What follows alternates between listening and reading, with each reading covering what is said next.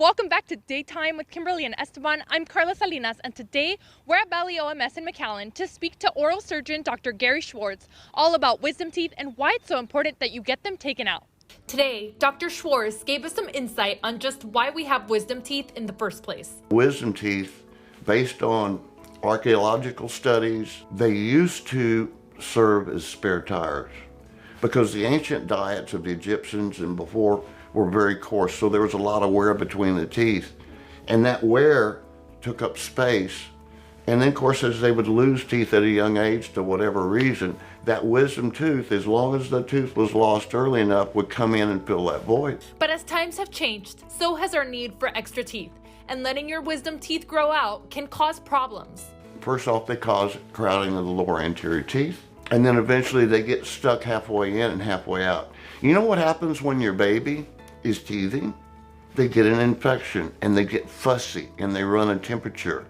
And when does it go away?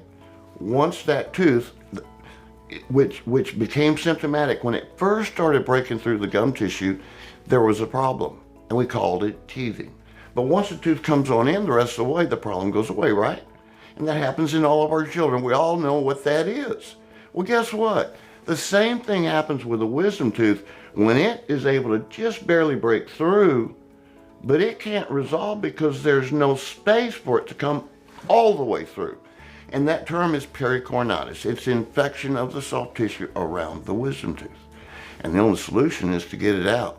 It's important to get your wisdom teeth taken out before they even start to cause problems, not when they occur. That doesn't happen until you're in your late teens. By then, most of the root has developed.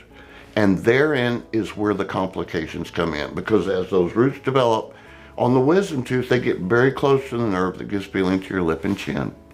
And so the tooth is removed by a competent oral surgeon, and yet there can be nerve damage, and that can leave you with numbness in your lip and chin area.